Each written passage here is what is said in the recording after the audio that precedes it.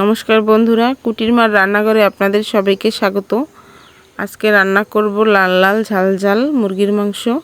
প্রথমে নুন জ্বালিয়ে নিলাম, তেল গরম হওয়ার পরে দিয়ে দিলাম আলুগুলো খুব সুন্দর করে লাল লাল করে ভাজবো।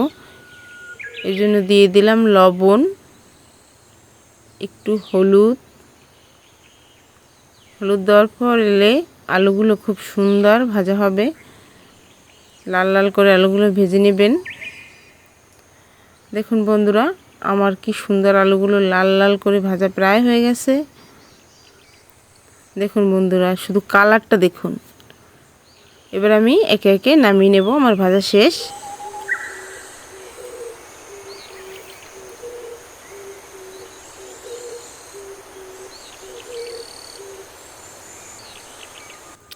আমি কিছু গোটা মশলা দেব আর কিছু বাটা মশলা।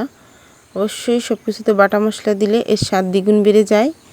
গোটা মশলা দিলাম আমি তেজপাতা, দারুচিনি, গোটা জিরে আর এলাচ। এর গন্ধ ছাড়ার পরে এর ভিতরে দিয়ে দিলাম পেঁয়াজ।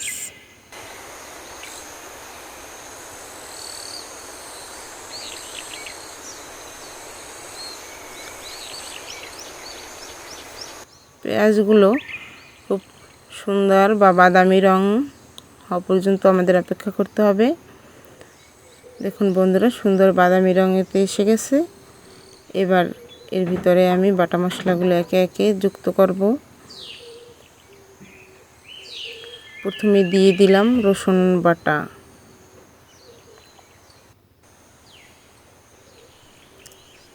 এরপরে দিয়ে দিচ্ছি আদা বাটা, এরপরে কাঁচা জিরে বাটা। এর কাঁচা গন্ধগুলো ছেড়ে যাওয়ার পরে আমি এতে জল দেব। সুন্দর করে ভেজে নেব যতক্ষণে কাঁচা গন্ধ না যায়।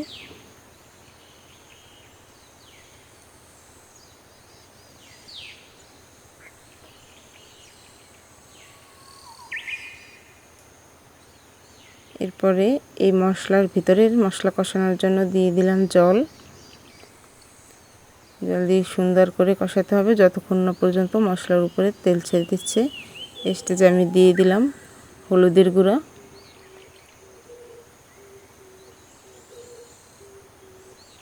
এবার সুন্দর করে মশলা কষানোর উপরই স্বাদ নির্ভর করবে। মশলা সুন্দর করে কষানো হলে অবশ্যই মাংস রান্না, যে কোনো রান্নাই সুন্দর হয়। দেখুন, এবার আমি দিয়ে দিচ্ছি মাংস।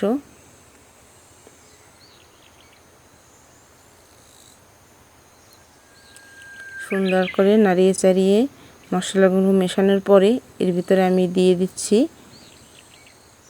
লবণ,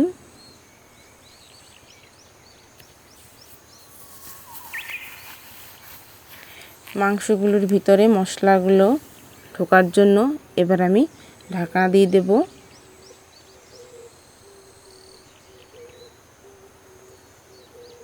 কিছুক্ষণ পরে ঢাকনা উল্টে মাংসগুলো উল্টে পাল্টে দেব।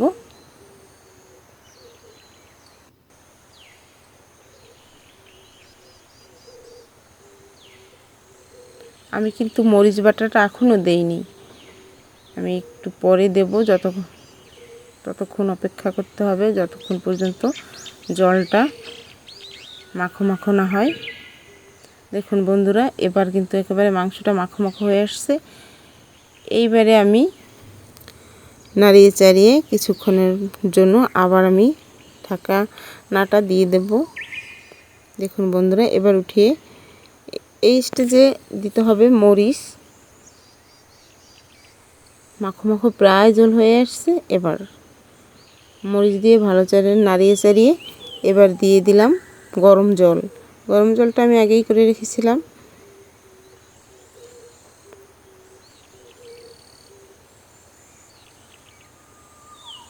যতক্ষণ না জল ফুটে উঠবে ততক্ষণ আমাদের অপেক্ষা করতে হবে।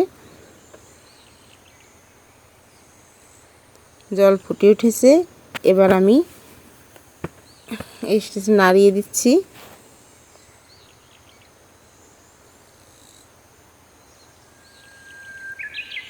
এবার দিয়ে দেব আলু। ভেজে রাখা আলুগুলো এবার দিয়ে দিচ্ছি।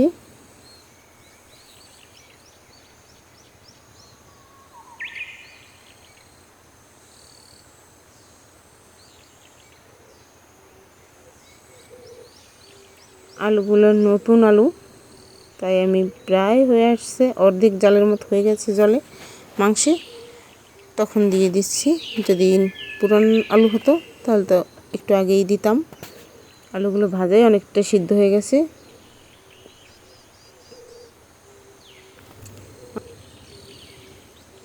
দেখুন বন্ধুরা, আমার প্রায় মাংস রান্না হয়ে গেছে।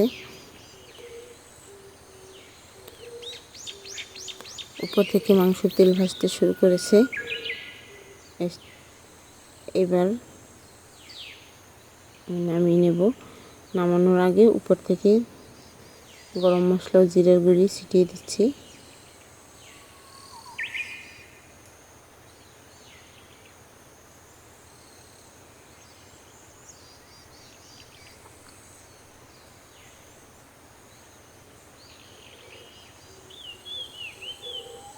গরম মশলা বা জিরের গুঁড়ি দেওয়ার পরে ভালো করে এগুলো নাড়িয়ে মাখিয়ে নেব।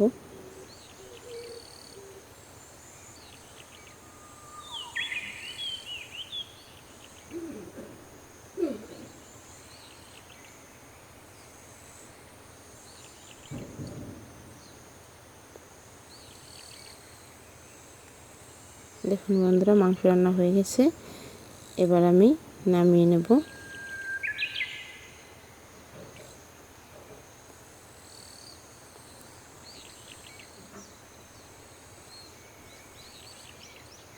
আমার কিন্তু লাল লাল ঝাল ঝাল মাখো মাখো মুরগির মাংস রান্না শেষ।